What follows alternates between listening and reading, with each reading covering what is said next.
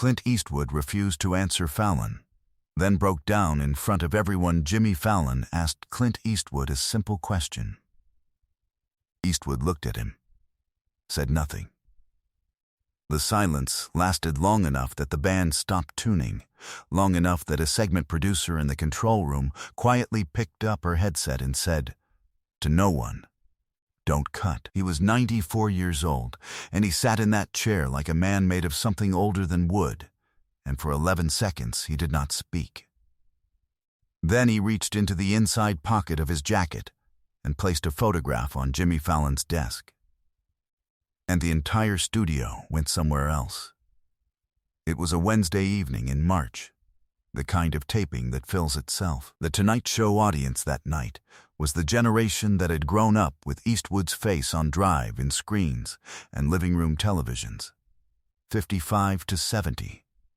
The people who remembered what it meant when his name appeared above the title. They had come from Hoboken, from Long Island, from a town in Ohio that sent 4 of them together in a rental car because the tickets had come available and the timing had felt like a sign.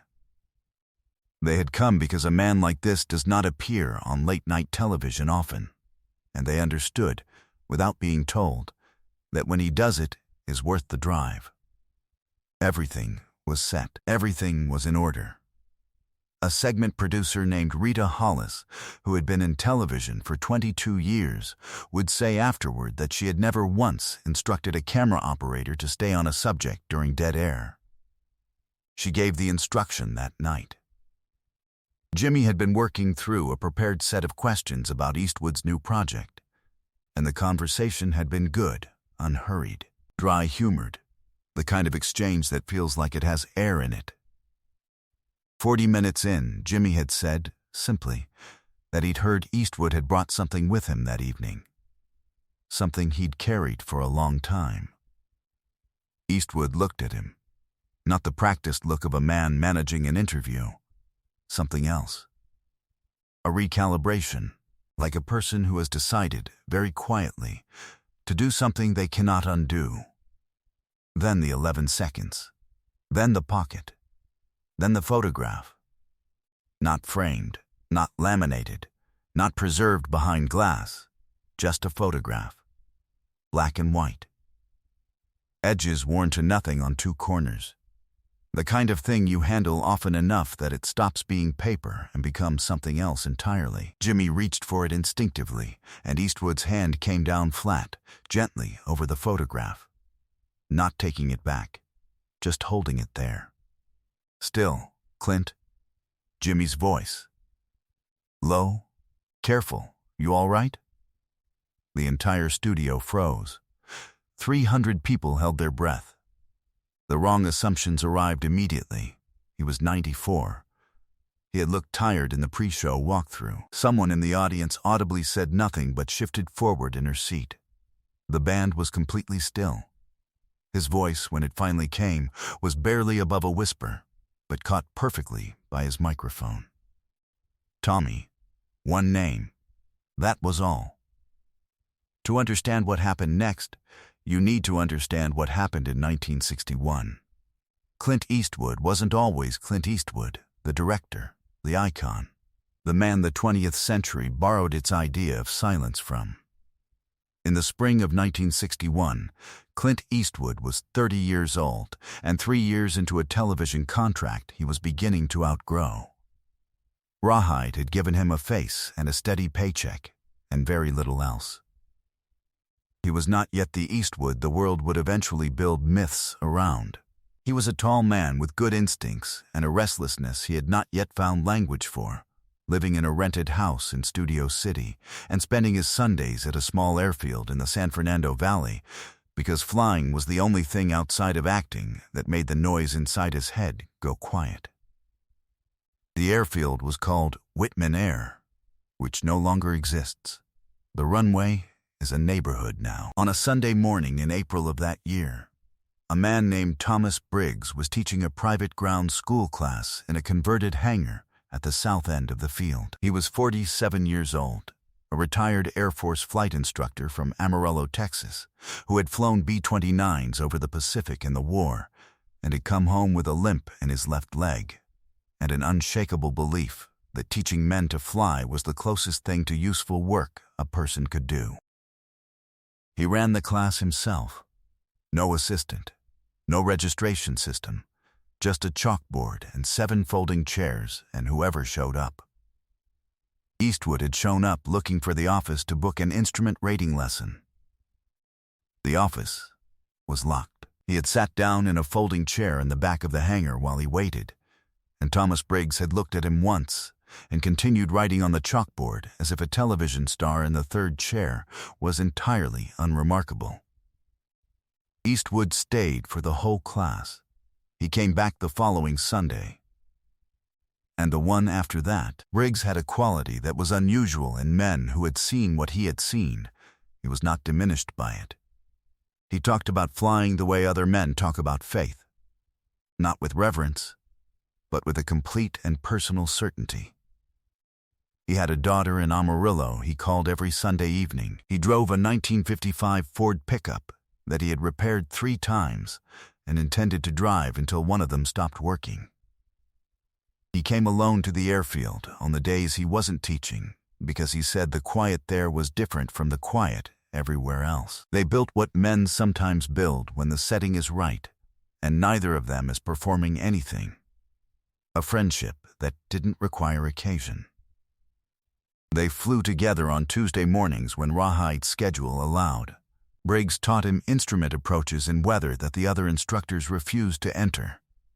Not because he was reckless, but because he believed a man should know what he was capable of before the weather decided for him.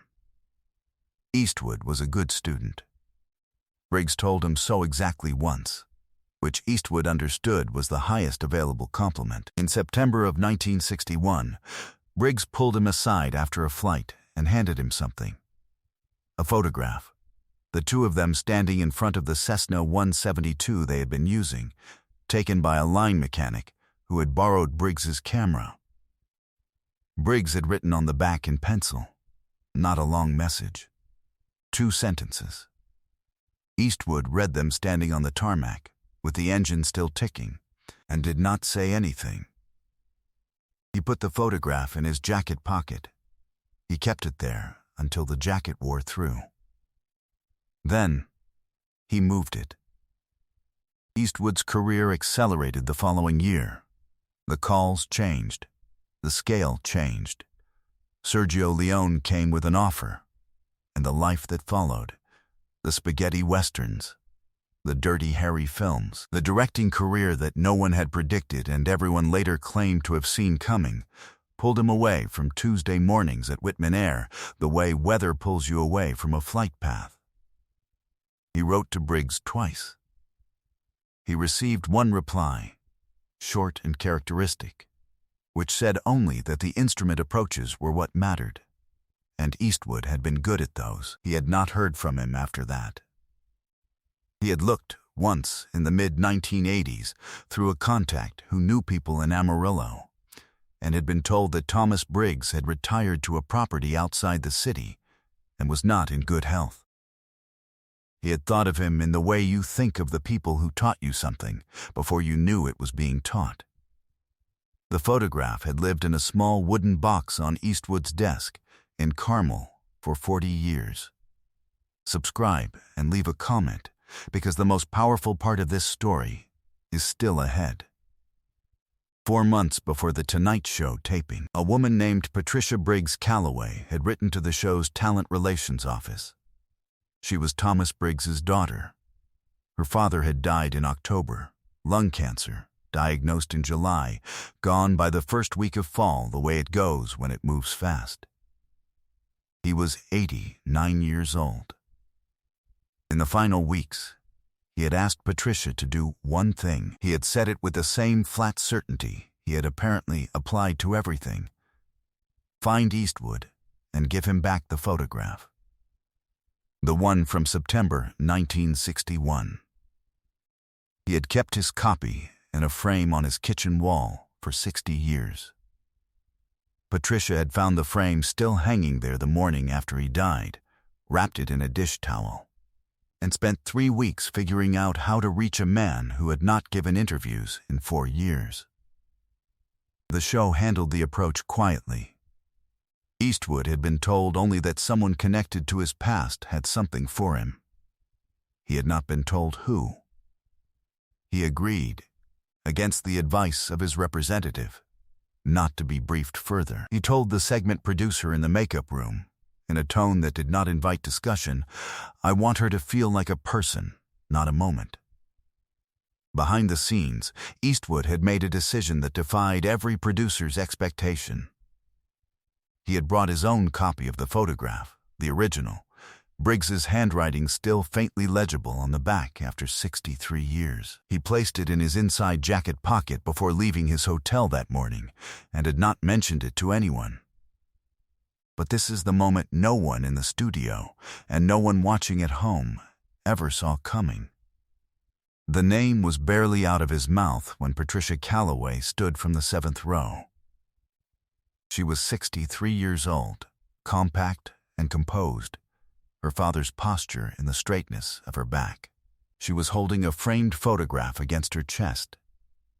Eastwood saw her from the stage, his jaw set. Jimmy Fallon looked from Eastwood to Patricia and back again, and then stood up from his chair, quietly, without direction, and moved to the side of the desk. 300 people had the full picture now. 300 people understood exactly what was in the room. Eastwood came off the stage without being asked. He walked down the steps at the stage's edge and up the left aisle, and people made room without being told. And when he reached Patricia Calloway, he stopped. She held the frame out with both hands, and he took it carefully. He stood in the aisle of the Tonight Show set and looked at the photograph for a long time. His copy, worn soft at the corners, was still in his jacket pocket. He reached in and brought it out. He held both of them, side by side, 63 years of separate keeping. He kept it, his voice barely above a whisper, carrying perfectly in the silence. Patricia's voice was steady, on the kitchen wall, every day. Eastwood looked up. I didn't know if he remembered. He talked about you. She swallowed once, not often, but when he did, he always said the same thing. Silence, 3 seconds, maybe 4. What did he say? His voice broke, clean and sudden, the way something breaks that has been held rigid a long time. Patricia's hands were shaking slightly. He said you were the best student he ever had, because you were never flying to get somewhere. You were flying because the air was where you went to think. The silence lasted longer this time. I was just a flight instructor. Her voice, uneven, he said it like it was nothing. He was the first man, Eastwood said, and then stopped. Started again. He was the first man who ever taught me something without trying to fix me. Jimmy Fallon was not at his desk. He was standing at the edge of the stage, both hands gripping the rail, and he was crying openly. Not the photogenic kind, the other kind. The kind that happens before a person can decide whether to let it. He said, to the room, to the cameras, to no one in particular, folks, I think we need to let this happen. Questlove stood up from the drum kit. The director did not cut to commercial. The cameraman closest to the aisle didn't move an inch. The standing ovation started somewhere to the left, in the middle rows, and moved through the audience the way light moves through a room when a door opens, not all at once, but everywhere eventually. Eastwood and Patricia Calloway stood in the aisle with both photographs between them. He was not performing anything. He was just present, in the full and uncommon way of a man who has spent a lifetime in front of cameras and finally stopped noticing them. Share and subscribe. Make sure this story is never forgotten. The framed photograph now hangs in Eastwood's study in Carmel, next to his own copy, both of them together, side by side, 63 years of separate keeping, finally, in the same room. Patricia flew home to Amarillo 2 days after the taping. Before she left, Eastwood asked for one thing: the address of the property outside the city where her father had spent his final years. She wrote it on hotel notepad paper and gave it to him without asking why. At Thomas Briggs' graveside in Amarillo, on a Tuesday morning in November, a man stood at the back of the small group that had come. He had not been announced. He wore a coat against the cold, and he removed his hat when the brief service began. And he did not speak, and did not perform, and he was still there after everyone else had gone, standing at the headstone the way a man stands when he is paying a debt he has carried for 60 years. Patricia found out later that he had also arranged, quietly, for the maintenance of the grave in perpetuity. 11 weeks after the taping, she sent Jimmy Fallon a photograph her son had taken that Tuesday morning in Amarillo. Fallon framed it and put it on his desk. It is still there. The best flights are the ones where you never land.